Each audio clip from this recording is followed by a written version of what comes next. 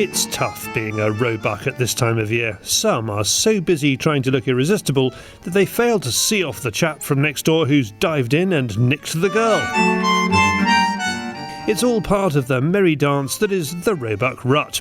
And, as is now tradition, we're with Roy, who with Butterlow in one hand and Seiko 243 rested in the other, is after a cull buck and some decent reactions to the call.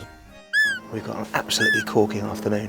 It's not as muggy as I would like, but we're hoping to get out on the rut and see some good rutting activity. I'm just looking out across the fields now, just seeing if we can see any bucks prospecting about up and down the tram lines. It's been a bit of a bitsy rut so far from what I hear from friends. I've not called anything in yet myself, and we're, as I say, we're now getting on into August. So hopefully we can make up for that tonight and get some good footage. Our first find is not with call in full song, but when Roy is having a pee. That boy has talent.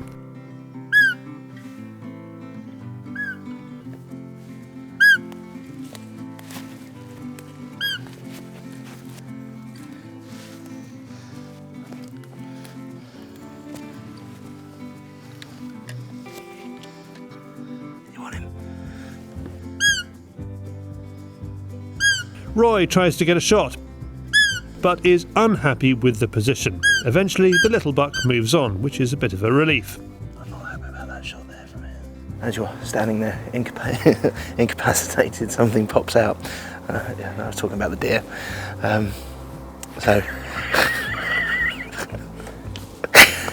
many bristles have you got? How many bristles have you got? You've got to squeeze it afterwards. So, anyway, that was unfortunately a missed opportunity for the start of the evening. Hopefully we'll get a few more.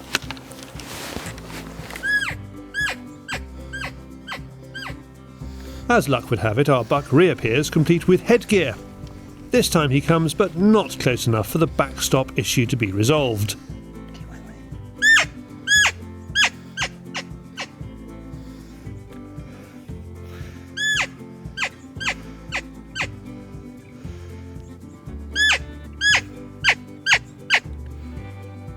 Time to move on and give this carnival clown another chance. The next reaction is a tentative little buck. He reacts to the call but looks as if he's expecting trouble. The limp may explain it, as may this much bigger buck that makes a brief appearance. That was an exciting few minutes there. We were coming out of the wood that we've been doing some calling in, and it's a really good vantage point there over a little sort of grassy, rough area. Started calling and a little yearling buck popped his head up, and as soon as he started moving you can quite clearly see that he's carrying an injury. He sort of nervously made his way down, but it took a lot of calling. Almost immediately from behind us in the wood we had a buck coming in, and he came to within 3 or 4 yards behind us.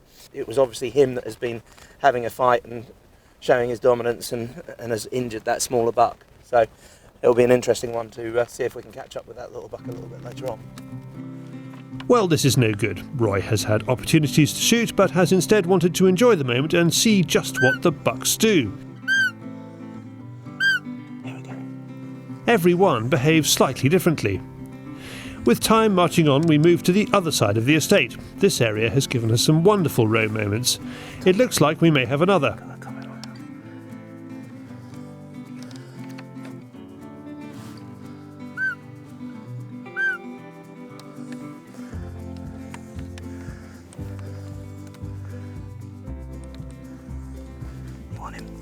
Surprisingly, this youngster doesn't stick about.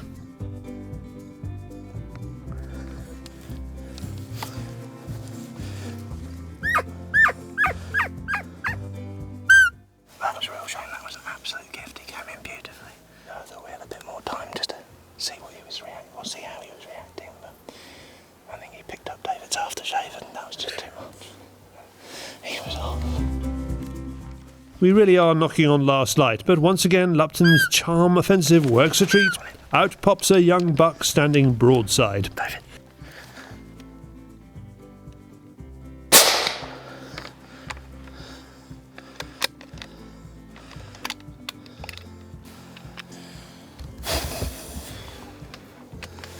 Lost chance saloon again, paid off.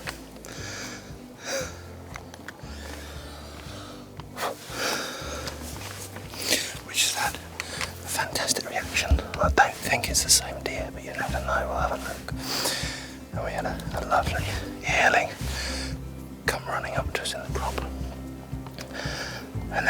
to say, I think he picked up David's aftershave and he was away. We just followed the woodline along another couple of hundred yards and had another squeak, and that young buck came out and presented a perfect broadside shot. Again, we've probably only got about 10 minutes of light left today. Absolutely in the nick of time. You always feel a slight twinge of regret whenever you do shoot, but obviously it's part of the management, and yeah, we are here to enjoy them, to manage the deer, and obviously we're out harvesting a major asset, which is the venison, and you certainly don't get to my size without enjoying it. It's probably more the roast potatoes and everything else that go with it rather than the venison, but yeah, no, absolutely beautiful evening, and yeah, it is gorgeous, a superb time to be out, and we better get him sorted out. And I think we better change rifles and start on the foxing. It's no wonder people go giddy over these little deer, and we'll see you, same time, same place, next year.